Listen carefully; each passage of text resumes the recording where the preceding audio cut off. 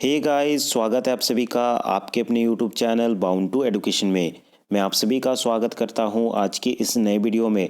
आज हम लोग आपके आने वाले JSSC lab assistant PGT and JSSC technical chemistry से संबंधित मोस्ट इंपॉर्टेंट ऑर्गेनिक रिएक्शंस को देखेंगे। रिएक्शंस नहीं, एक प्रकार से आप कुछ टर्म्स कह सकते हैं जो कि विभिन्न प्रकार से आपके आने वाले परीक्षा में बन सकते हैं, क्योंकि प्रीवियस ईयर में इनसे बहुत सारे क्वेश्चंस बने थे और बार बार ये टर्म्स रिपीट किए जाते हैं। तो मैंने सोचा कि इन सब से संबंधित एक वीडियो बना दिया जाए। मैं बेसिक लेवल से आपको बताऊंगा, क्योंकि जेएसएससी के परीक्षाओं में बेसिक लेवल का क्वेश्चन ही आता है। तो मैं आप सभी को रिकमेंड करूंगा कि आप बेसिक लेवल अधिक से अधिक पढ़ें, जितना हो सके बेसिक पढ़ने का प्रयास करें। उतना अधिक मैकेनिज्म पढ़ के जाएंगे, केमिस्ट्री के अंदर घुस जाएंगे, आपका कुछ लाभ नहीं है, क्योंकि जेएसएससी में उस प्रकार का क्वेश्चन आता नहीं है। ठीक है, तो आप बेसिक लेवल से पढ़िए। मैं खुद से हैंड रिटन नोट्स बनाया हूँ जो कि आपके आने वाली परीक्षा के लिए बहुत अधिक महत्वपूर्ण होने वाले हैं। ठीक है, और आज की इस वीडियो में हम लोग कुछ ऐसे टर्म जानेंगे जैसे कि nucleophilic substitution reaction, electrophilic substitution reaction, उसके बाद कार्बोकेटाइन क्या होता है, कार्बन आयन क्या होता है, फ्री रेडिकल क्या होता है, सीने सब्स्टिट्यूशन। इन सब से बहुत अधिक क्वेश्चन आपके परीक्षा में बनता है, मैं आपको गारंटी देता हूँ। आज के इस वीडियो से एक या दो प्रश्न आपके परीक्षा में अवश्य ही बनेंगे, तो वीडियो को अंत तक देखें। अगर आपने वीडियो को अभी तक लाइक नहीं किया है तो इसे जरूर लाइक कर दे। अगर आपने चैनल को अभी तक सब्सक्राइब नहीं किया है तो इसे जरूर सब्सक्राइब कर दे, क्योंकि बहुत सारे स्टूडेंट ऐसे हैं जो कि वीडियो रेगुलरली देखते हैं परंतु चैनल को सब्सक्राइब नहीं किए हैं। रुकिए एक मिनट में दिखा देता हूं आपको। जैसे कि ये एक वीडियो मैंने जेएसएससी लैब असिस्टेंट से संबंधित डाला था, जिसमें आपको मैं दिखा दे रहा हूं। आपको नीचे नज़र आ रहा होगा, ये नॉट सब्सक्राइब्ड है, अर्थात कि 61% ऐसे स्टूडेंट्स हैं जो कि वीडियो को देखे हैं और चैनल में जो भी वीडियोस हैं वो रेगुलरली देखते हैं, परंतु अभी तक सब्सक्राइब नहीं किए हैं। ओनली 38% लोग ही सब्सक्राइब किए हैं।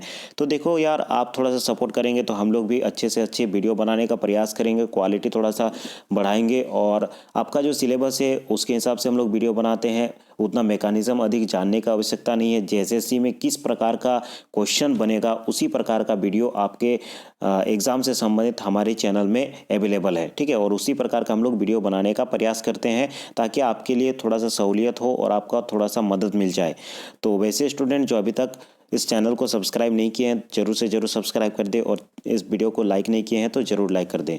चलिए आज के टॉपिक पे आते हैं। तो आज का पहला टॉपिक है न्यूक्लियोफिलिक सब्स्टिट्यूशन रिएक्शन, जिसे हम लोग एसएन रिएक्शन कहते हैं। तो न्यूक्लियोफिलिक सब्स्टिट्यूशन रिएक्शन दो प्रकार का होता है, SN1 रिएक्शन अर्थात कि unimolecular, and SN2 reaction biomolecular. ठीक है, तो दोनों प्रकार के रिएक्शन को आज के इस वीडियो में जानेंगे। सबसे पहले कुछ बेसिक चीज़ों को जान लेते हैं जो कि इंपॉर्टेंट है। सबसे पहले जानते हैं न्यूक्लियोफाइल होता क्या है। तो न्यूक्लियोफाइल हम लोग वैसे आप स्पीसीज़ को कहते हैं जिसमें पॉजिटिव चार्ज पर अटैक करने की टेंडेंसी होती है। तो अगर पॉजिटिव चार्ज पर ये अटैक करता है तो खुद नेगेटिव चार्ज होगा, तभी ना ये पॉजिटिव चार्ज पर अटैक करेगा। तो न्यूक्लियोफाइल याद रखेंगे, डायरेक्टली इससे क्वेश्चन पूछा गया था कि which of the following are nucleophiles, which of the following is nucleophile. चार ऑप्शन दे दिया जाएगा और आपको पूछा जाएगा कि कौन सा ऐसा ऑप्शन है जो न्यूक्लियोफाइल है। तो याद रखेंगे, न्यूक्लियोफाइल में हमेशा नेगेटिव चार्ज होता है, और याद रखेंगे ये पॉजिटिव चार्ज पर अटैक करने की टेंडेंसी रखता है। इसे आप याद रखेंगे। दो प्रकार का यहाँ पे मैकेनिज्म हमें देखने को मिलता है, SN1 mechanism and SN2 mechanism. तो सबसे पहले हम लोग SN1 मैकेनिज्म को देखते हैं, उसके बाद SN2 मैकेनिज्म को हम लोग देखेंगे। SN1 मैकेनिज्म में हम लोग को दिख रहा है, इसमें नाम है SN1 मैकेनिज्म लेकिन स्टेप होता है 2। इससे भी डायरेक्टली क्वेश्चन आया था, तो इसे भी आप याद रखेंगे। आपका SN1 मैकेनिज्म में 2 स्टेप होता है और SN2 मैकेनिज्म में 1 स्टेप होता है। तो इसे आप याद रखेंगे, यही इंपॉर्टेंट है। ठीक है, बेसिक चीज़ें पढ़िए, बेसिक चीज़ों से ही क्वेश्चन बनेगा। SN1 मैकेनिज्म में 2 स्टेप होता है, याद रखेंगे। SN2 मैकेनिज्म में 1 स्टेप होता है। तो SN1 एक रिएक्शन में सबसे पहले देखते हैं स्टेप 1 में फॉर्मेशन ऑफ कार्बोकेटाइन। सबसे पहले कार्बोकेटाइन बनता है। कार्बोकेटाइन बनेगा तभी तो उसमें नेगेटिव चार्ज आकर के अटैक करेगा, न्यूक्लियोफाइल अटैक करेगा, क्योंकि कार्बोकेटाइन ही नहीं रहेगा तो क्यों अटैक करेगा वो। तो सबसे पहले हम लोग एक एग्जाम्पल, कोई भी एक एग्जाम्पल, मैंने सिंपली एक एग्जाम्पल लिया है। इधर मिथाइल ग्रुप है, उसके बाद उसमें chlorine group, chloro group add है। तो सबसे पहले इस स्टेप में फॉर्मेशन ऑफ कार्बोकेटाइन होता है, जिसमें से लिविंग ग्रुप निकल जाता है और आपका पॉजिटिव चार्ज बनता है। ठीक है, ये आपका कार्बोकेटाइन बनता है और Cl ये निकल जाता है। ठीक है, Cl डायरेक्टली नहीं निकलता है, ऐसा मत सोचेगा कि यहाँ पे डायरेक्टली निकल गया। कोई भी यहाँ पे एजेंट रिएजेंट का उपयोग करते हैं, जैसे कि AlCl3 का उपयोग कर लेते हैं, AlCl3 का उपयोग करते हैं तो Cl इसके साथ AlCl4 बनाता है, AlCl4 बनाता है तो निकल जाता है। ठीक है, मैं बस एग्जाम्पल दिखा रहा हूँ, इसे भी आप याद रखिएगा, याद रखना चाहेंगे तो, लेकिन इससे कुछ नहीं बनेगा। आप याद रखेंगे कार्बोकेटाइन कैसे बनता है, यहाँ पे लिविंग ग्रुप निकल जाता है, उसके बाद यहाँ पे कार्बोकेटाइन हम लोग का प्राप्त होता है। ठीक है, और एक चीज़ कार्बोकेटाइन से इंपॉर्टेंट क्वेश्चन बनता है कार्बोकेटाइन के बारे में, हालांकि आगे देखेंगे। 3 डिग्री कार्बोकेटाइन जो होता है वो सबसे अधिक स्टेबल होता है, 2 डिग्री कार्बोकेटाइन उसके बाद 3 डिग्री सबसे अधिक स्टेबल, 2 डिग्री उसके बाद 1 डिग्री कार्बोकेटाइन स्टेबल होता है। ये भी क्वेश्चन पूछा गया क्वेश्चन है, तो इसे भी याद रखेंगे। आपको 3 या 4 एग्जाम्पल दे दिए जाएंगे जिसमें आपको कहा जाएगा कि स्टेबिलिटी ऑर्डर के हिसाब से आप अरेंज कीजिए, या फिर पूछा जाएगा कि कौन सा कार्बोकेटाइन सबसे अधिक स्टेबल है। तो याद रखेंगे 3 डिग्री कार्बोकेटाइन सबसे अधिक स्टेबल होता है, उसके बाद 2 डिग्री, उसके बाद 1 डिग्री। ठीक है, तो इसे याद रखेंगे। यहाँ पे जैसे कि 3 डिग्री कार्बोकेटाइन का हम लोग का एग्जाम्पल है, 3 मिथाइल ग्रुप यहाँ पे ऐड है, इसलिए 3 डिग्री कार्बोकेटाइन है और यहाँ पे Cl- अलग हो जा रहा है। उसके बाद सेकेंड स्टेप में हम लोग क्या कर रहे हैं, attack of nucleophile. Second step में न्यूक्लियोफाइल अटैक करेगा, जो कार्बोकेटाइन हम लोग का बना है, ये हम लोग का कार्बोकेटाइन बना है, यहाँ पे न्यूक्लियोफाइल अटैक करेगा। देख रहे हैं ये नेगेटिव चार्ज है, जिससे हमें पता चल रहा है कि ये न्यूक्लियोफाइल है। ठीक है, तो ये जाकर के यहाँ पे अटैक करेगा और आप हमारा फाइनल प्रोडक्ट बन जाएगा। तो इसे आप याद रखेंगे। SN1 रिएक्शन से जो भी इंपॉर्टेंट चीज़ें हैं, SN1 रिएक्शन 2 स्टेप में होता है। पहला तो फॉर्मेशन ऑफ कार्बोकेटाइन, दूसरा अटैक ऑफ न्यूक्लियोफाइल। तो इसे आप याद रखेंगे। स्टेबिलिटी ऑर्डर मैंने बता दिया है, 3 डिग्री सबसे अधिक स्टेबल होता है, उसके बाद 2 डिग्री, उसके बाद 1 डिग्री। ठीक है, और जितना स्टेबल कार्बोकेटाइन होगा उतना फास्ट SN1 रिएक्शन होगा, ये भी इंपॉर्टेंट चीज़ है, इसे भी याद रखेंगे। अर्थात कि 3 डिग्री कार्बोकेटाइन में SN1 रिएक्शन अधिक फास्ट होता है और 1 डिग्री में सबसे कम फास्ट होता है।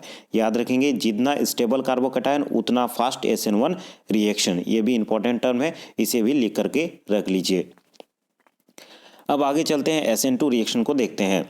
SN1 रिएक्शन में हम लोगों ने क्या पढ़ा, SN1 रिएक्शन में पढ़ा कि 2 स्टेप में होता है और जितना अधिक स्टेबल कार्बोकेटाइन होता है उतना अधिक फास्ट SN1 रिएक्शन होता है। ठीक है, SN2 रिएक्शन में हम लोग पढ़ेंगे कि एक ही स्टेप में आपका जो रिएक्शन है वो कंप्लीट होगा, और जो चीज़ हम लोग SN1 रिएक्शन में पढ़ रहे थे उसका ऑपोजिट हो जाएगा। इसमें 1 डिग्री जो आपका कार्बोकेटाइन होगा उसमें अधिक इस फास्ट रिएक्शन होगा और 3 डिग्री कार्बोकेटाइन में कम फास्ट होगा। क्यों, उसको भी मैं समझा देता हूँ। जैसे कि एग्जांपल लेते हैं, समझने के लिए मैंने वही एग्जांपल यहाँ पे रखा है।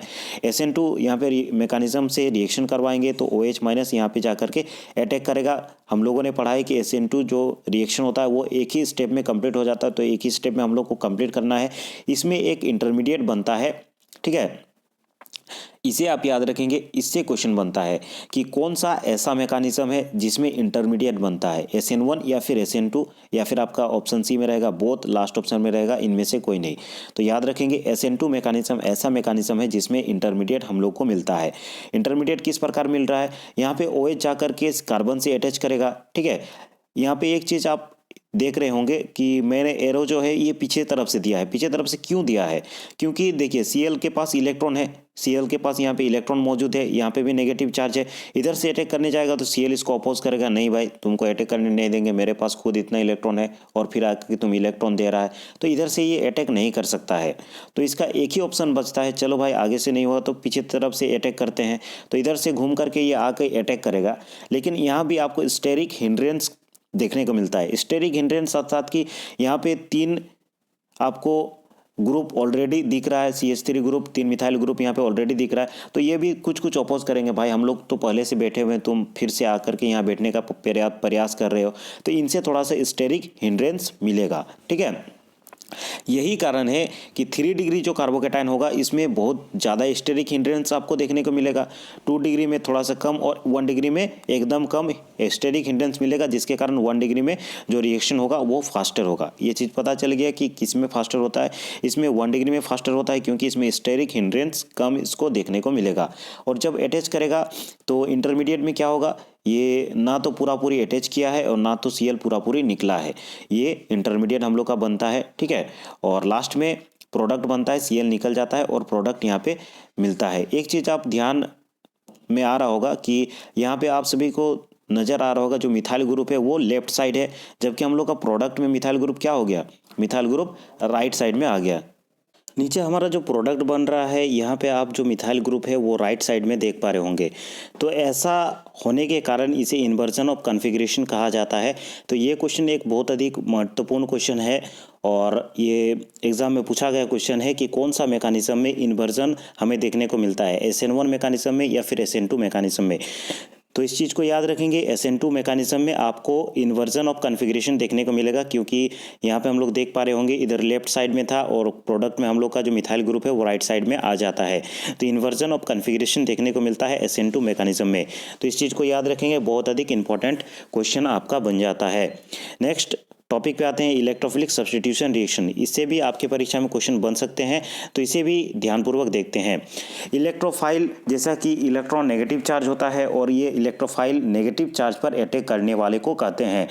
ये इंपॉर्टेंट है, याद रखेंगे। अगर नेगेटिव चार्ज पर अटैक करता है तो खुद पॉजिटिव चार्ज का होगा, तो इसे भी याद रखेंगे। इलेक्ट्रोफाइल जो होता है ये पॉजिटिव चार्ज का होता है और ये नेगेटिव चार्ज पर अटैक करने वाला होता है। तो इस चीज़ को आप याद रखेंगे, ठीक है। रिएक्शन किस प्रकार से होता है, जैसे कि बेंजीन का यहाँ पे हम लोग एग्जाम्पल ले लेते हैं। बेंजीन रिंग में इलेक्ट्रॉन बहुत अधिक होता है, ठीक है। इलेक्ट्रॉन क्लाउड होता है जिसके कारण इलेक्ट्रोफाइल इस पर अटैक करता है। तो इस प्रकार एक हाइड्रोजन यहाँ पे हाइड्रोजन वैसे नहीं दिखाया है, तो आप सभी को पता है कि हर एक एंड पे एक एक हाइड्रोजन यहाँ पे मौजूद है, ठीक है। तो यहाँ पे हाइड्रोजन को एक एंड पे हाइड्रोजन को रिप्लेस करके ये इलेक्ट्रोफाइल यहाँ पे अटैक करेगा, हाइड्रोजन निकल जाएगा और उसमें आपको प्रोडक्ट मिलेगा, ठीक है। तो यही रिएक्शन है और सेम टू सेम रिएक्शन होगा। यहाँ पे AlCl3 का उपयोग करेंगे, जिससे यहाँ पे Cl यहाँ पे एक जो Cl बॉन्ड है, एक Cl इधर चला जाएगा, AlCl4 माइनस हो जाएगा और Cl माइनस यहाँ पे हमें मिलेगा, Cl प्लस मिलेगा, माफ कीजिएगा, Cl प्लस मिलेगा, इलेक्ट्रोफाइल मिलेगा और इलेक्ट्रोफाइल जा करके यहाँ पे अटैक करेगा, तो हमारा क्लोरोबेंजीन बनेगा, ठीक है। नीचे इसका स्टेप देख सकते हैं, इस प्रकार से ये होगा। पहले तो जनरेशन ऑफ इलेक्ट्रोफाइल जनरेट करेंगे, जिसमें इलेक्ट्रोफाइल इधर चला जाएगा, न्यूक्लियोफाइल बनेगा और यहाँ पे इलेक्ट्रोफाइल प्लस हमें मिलेगा और न्यूक्लियोफाइल अलग हो जाएगा। जैसे कि एक एग्जाम्पल लेते हैं Br2 ऐसे ही थोड़ी जो Br प्लस बन जाएगा, ठीक है। Br2 को Br प्लस बनाने के लिए FeBr3 का उपयोग करेंगे, AlCl3 का उपयोग करेंगे, CH3Cl को यहाँ पे हम लोग CH3 प्लस पाने के लिए, ठीक है। जैसे कि Br प्लस यहाँ पे पाने के लिए क्या करेंगे, FeBr3 उपयोग करेंगे, तो FeBr माइनस यहाँ पे मिल जाएगा, FeBr4 माइनस यहाँ पे मिल जाएगा, ठीक है। और Br प्लस यहाँ पे अलग हो जाएगा, जिससे हमें इलेक्ट्रोफाइल मिल जाएगा। तो पहला स्टेप में वही होता है, जनरेशन ऑफ इलेक्ट्रोफाइल। तो इलेक्ट्रोफाइल जैसे ही जनरेट हो जाएगा, उसके बाद हम लोग करेंगे formation of carbocation intermediate, rate limiting state. तो ये रेट डिटरमाइनिंग स्टेप होता है हम लोग का, फॉर्मेशन ऑफ कार्बोकेटाइन इंटरमीडिएट। यहाँ पे कार्बोकेटाइन इंटरमीडिएट बनता है, कैसे बनता है, बेंजीन रिंग में एक इलेक्ट्रॉन ऊपर चला जाता है, ठीक है, और यहाँ पे इलेक्ट्रोफाइल आकर के ऐड हो जाता है। हाइड्रोजन पहले से रहता है तो वो पहले से ही रहेगा, इंटरमीडिएट बनेगा और यहाँ पे पॉजिटिव चार्ज रहता है। तो पॉजिटिव चार्ज जब यहाँ पे आ गया तो जो बेंजीन रिंग रहता है वो खुद को स्टेबलाइज करने के लिए रेजोनेंस शो करेगा और यहाँ पर जो इलेक्ट्रॉन है, यहाँ पे बॉन्ड है, तो ये इलेक्ट्रॉन इधर आ जाएगा, जिससे पॉजिटिव चार्ज आपका इस पोजीशन पे आ जाएगा। रेजोनेंस आप सभी को पता होगा, तो ये रेजोनेंस स्टेबलाइजेशन करेगा और लास्ट में हम लोग को लॉस ऑफ प्रोटॉन देखने को मिलता है, जिसमें H हट जाता है और उसका इलेक्ट्रॉन इस बॉन्ड को दे देता है और जो यहाँ पे रेजोनेंस है वो वापस आ जाता है, ठीक है। अर्थात कि एरोमेटिसिटी सबसे पहले जो इंटरमीडिएट स्टेट होता है, इसमें एरोमेटिसिटी बेंजीन रिंग का चला जाता है, लास्ट स्टेप में एरोमेटिसिटी हम लोग का वापस आ जाता है और जो प्रोडक्ट मिलता है उसे हम लोग सब्स्टिट्यूटेड प्रोडक्ट कहते हैं। तो यही है इलेक्ट्रोफिलिक सब्स्टिट्यूशन रिएक्शन। बेसिक चीज़ें था, इसीलिए मैंने इसे बता दिया है, थोड़ा सा देख लीजिएगा। उसके बाद आगे चलते हैं कार्बोकेटायन, ठीक है। कार्बोकेटायन क्या होता है, देखो मैं जितना हो सके आपका जो थ्योरी पार्ट है उसको करवाने का प्रयास कर रहा हूँ। ऑब्जेक्टिव पार्ट के लिए मैंने ऑब्जेक्टिव का बुक आपको अवेलेबल करवा दिया है, उसमें सारे चैप्टर नहीं लेकिन 70-75% चैप्टर आपको मिल जाएंगे। अगर आपको उसका PDF चाहिए तो नीचे आपको टेलीग्राम ID का लिंक मिल जाएगा या फिर डायरेक्टली जाकर के सर्च कीजिएगा @bound to education, ठीक है। डायरेक्टली जाकर के टेलीग्राम के सर्च कीजिएगा @bound टू एडुकेशन सर्च कीजिएगा। अगर आपको ऑब्जेक्टिव टाइप का बुक चाहिए प्रैक्टिस के लिए तो आप उसे ले सकते हैं, जिसमें विभिन्न स्टेट में जो भी एग्जाम्स हुए हैं उनका प्रीवियस ईयर के क्वेश्चंस दिए गए हैं। इस बुक से सारे चैप्टर नहीं मिलेंगे, कुछ कुछ इंपॉर्टेंट चैप्टर है उनको आप कर सकते हैं। अभी कम समय है, मैं इस PDF को अवेलेबल करवा दूंगा, ओनली 30 रुपीज़ आपको लगेंगे।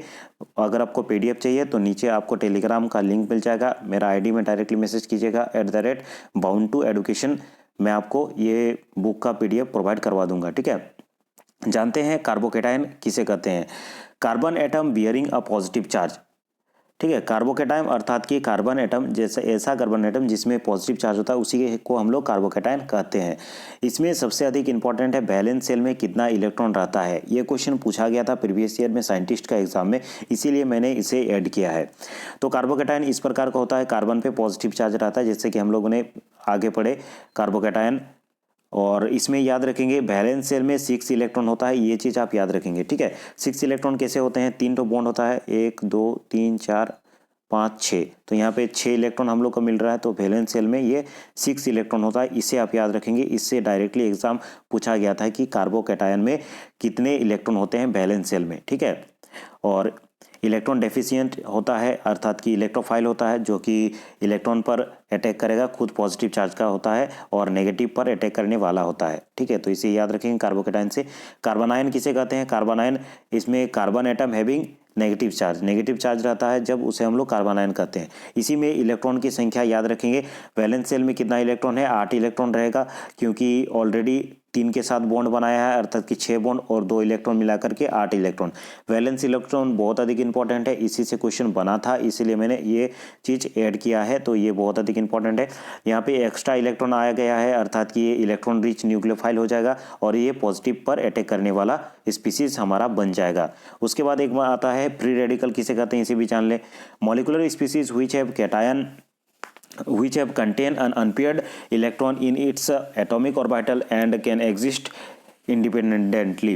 फ्री रेडिकल हम लोग किसे कहते हैं, वैसे स्पीसीज जिसमें अनपेयर्ड इलेक्ट्रॉन रहेगा और वो इंडिपेंडेंटली रह सकता है, एग्जिस्ट कर सकता है, उसे हम लोग फ्री रेडिकल कहते हैं। फ्री रेडिकल का फंडा भी वही है जो कि कार्बोकेटायन का फंडा है, अर्थात कि 3 डिग्री सबसे अधिक स्टेबल होगा, उसके बाद 2 डिग्री, उसके बाद 1 डिग्री, उसके बाद मिथाइल रेडिकल, ठीक है। इसी स्टेबिलिटी ऑर्डर को याद रखेंगे। फ्री रेडिकल से एक क्वेश्चन बना था प्रीवियस ईयर में, याद रखेंगे। क्वेश्चन पूछा गया था फ्री रेडिकल में कि फ्री रेडिकल क्या होता है, पैरामैग्नेटिक होता है, डायमैग्नेटिक होता है, फेरोमैग्नेटिक होता है, या फिर क्या होता है। तो याद रखेंगे फ्री रेडिकल हमेशा पैरामैग्नेटिक होता है। पैरामैग्नेटिक क्यों होता है, क्योंकि इसका नेचर ही है अनपेयर्ड इलेक्ट्रॉन होने का, ठीक है। फ्री रेडिकल हम लोग इसको कहते ही हैं इसलिए क्योंकि इसमें अनपेयर्ड इलेक्ट्रॉन होता है, इसीलिए आप इसे याद रखेंगे free radical is a paramagnetic, ठीक है। ये पैरामैग्नेटिक होता है। इसका क्वेश्चन आपके परीक्षा में पूछा गया था और बहुत अधिक इंपॉर्टेंट है, आपके आने वाली परीक्षा में भी क्वेश्चन बन सकता है, ठीक है। आगे देखते हैं सीने सब्स्टिट्यूशन से भी क्वेश्चन बना था, इसीलिए मैंने इस क्वेश्चन को भी ऐड कर दिया है। सीने सब्स्टिट्यूशन क्या होता है, सबसे पहले इसे हम लोग जान लेते हैं। A type of substitution reaction in which the entering group takes a position on an atom adjacent to the atom to which the leaving group is attached. Cine substitution होता है ये है कि जो इंटरिंग ग्रुप होता है, अर्थात कि जिसका सब्स्टिट्यूशन होता है, जो एक ग्रुप सब्स्टिट्यूशन मतलब होता क्या है, एक ग्रुप एंटर करेगा और जो पहले से ग्रुप है वो निकलेगा। तो जो ग्रुप निकलता है उसके एडजेसेंट पोजीशन पे जब अटैक करने वाला ग्रुप ऐड होगा तो उसे हम लोग सीने सब्स्टिट्यूशन कहेंगे। नीचे एग्जाम्पल में देख लेते हैं, एग्जाम्पल में आपको समझ में आ जाएगा, ठीक है। जैसे कि क्लोरोबेंजीन यहाँ पे ले लिए हैं, क्लोरीन यहाँ पे इस ग्रुप इस कार्बन एटम पे अटैच है, यहाँ पे स्टार लगा दिया है मैंने। NH2 लिक्विड अमोनिया यहाँ पे हम लोग कैटलिस्ट लिए हैं। यहाँ पे 2 प्रकार का प्रोडक्ट बनेगा, पहला तो डायरेक्ट सब्स्टिट्यूशन, जैसा कि आप सभी देख पा रहे हैं डायरेक्ट सब्स्टिट्यूशन में NH2 ग्रुप डायरेक्टली जाकर के लिविंग ग्रुप जहाँ पे था वहीं पे अटैच हो रहा है।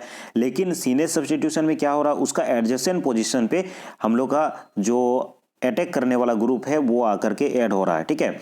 यहाँ स्टार मार्क इसलिए दिया है क्योंकि आइसोटोप ऑफ कार्बन C14 के लिए यहाँ पे स्टार मार्क मैंने दे दिया है, जिससे आपको पता चले कि कौन सा ग्रुप में कौन सा कार्बन में अटैच ग्रुप लिविंग ग्रुप है। तो यहाँ पे इस कार्बन पे अटैच जो ग्रुप है Cl, यहाँ पे लिविंग ग्रुप है, और Cl के एडजेसेंट पोजिशन पे जो अटैक करने वाला ग्रुप है वो आएगा, उस टाइम उसे हम लोग सीने सब्स्टिट्यूशन कहेंगे। तो ये क्वेश्चन डायरेक्टली पूछा गया था, इससे क्वेश्चन बन सकता है, इसीलिए मैंने इसे ऐड कर दिया। सीने सब्स्टिट्यूशन याद रखेंगे, a type of substitution reaction in which the entering group takes a position on an atom adjacent to the atom to which the leaving group is attached. तो इतना सब चीज़ याद रखेंगे, जो भी इंपॉर्टेंट चीज़ें हैं और भी मैं आगे करवाते जाऊंगा। उन सब का नोटिफिकेशन पाने के लिए सबसे पहले आप तो चैनल को सब्सक्राइब कर दे, और अगर आपने अभी तक इस वीडियो को लाइक नहीं किया है तो इसे जरूर लाइक कर दे। नोटिफिकेशन पाने के लिए सामने के नोटिफिकेशन बेल को भी ऑन करके रखें। लैब असिस्टेंट से संबंधित सभी इंपॉर्टेंट वीडियोस आपको चैनल में जाकर के मिल जाएंगे। ऑब्जेक्टिव टाइप के बुक्स आप अगर आपको चाहिए तो नीचे आपको डिस्क्रिप्शन में मेरा आईडी का लिंक मिल जाएगा, टेलीग्राम में मैसेज कर सकते हैं, मैं आपको बुक प्रोवाइड करवा दूंगा। कोई भी इन्फॉर्मेशन या फिर कोई भी आपको जानकारी चाहिए तो व्हाट्सएप में मैसेज कर सकते हैं। आपको पेपर 1 से संबंधित वीडियोज़ भी चैनल में मिल जाएंगे। पेपर 1 क्वालिफाई करना बहुत अधिक आवश्यक है, तो उसका वीडियोज़ भी देखिए, क्योंकि पेपर 1 अगर आप क्वालिफाई नहीं करेंगे तो आपका मेन पेपर पे अर्थात कि पेपर 2 जांच नहीं होगा। आप पेपर 2 कितना भी अच्छा एग्जाम दे करके आ जाइए। बहुत अधिक बार ऐसा होता है कि स्टूडेंट का पेपर 2 बहुत अच्छा जाता है, उनको लगता है कि सिलेक्शन हो जाएगा, लेकिन पेपर 1 में ही वे अटक जाते हैं, पेपर 1 क्वालिफाई नहीं कर पाते हैं। तो पेपर 1 में भी थोड़ा सा ध्यान दीजिए, क्योंकि पेपर 1 टफ रहता है, एक ही एग्जाम में सिलेक्शन होना है, इसीलिए पेपर 1 बहुत अधिक टफ रहेगा। तो उसके हिसाब से आप तैयारी कीजिए। सारे वीडियोस आपको चैनल के प्लेलिस्ट में मिल जाएगा, वहाँ पे पेपर 1 का अलग से प्लेलिस्ट मैंने बना दिया है, जाकर के आप देख सकते हैं। ठीक है, अगर आपको ये सारे हैंड रिटन नोट्स की ज़रूरत है, अगर आपको हैंड रिटन नोट्स बनाने में प्रॉब्लम हो रहा है या फिर समय नहीं है, तो सारे हैंड रिटन नोट्स जो जितने भी आज तक वीडियो आए हैं, लगभग 40-45 वीडियो आए हैं, सबके हैंड रिटन नोट्स आपको मैं प्रोवाइड करवा दूंगा। ओनली 50 रुपीज़ आपको पे करने होंगे। अगर आप हैंड रिटन नोट्स चाहिए तो भी आप टेलीग्राम पर मैसेज कर सकते हैं, मैं आपको प्रोवाइड करवा दूंगा। तो आज के इस वीडियो में इतना ही। इसी प्रकार हमारे चैनल के साथ जुड़े रहें और हमें सपोर्ट करते रहें। अगले वीडियो में हम लोग फिर मिलेंगे। धन्यवाद।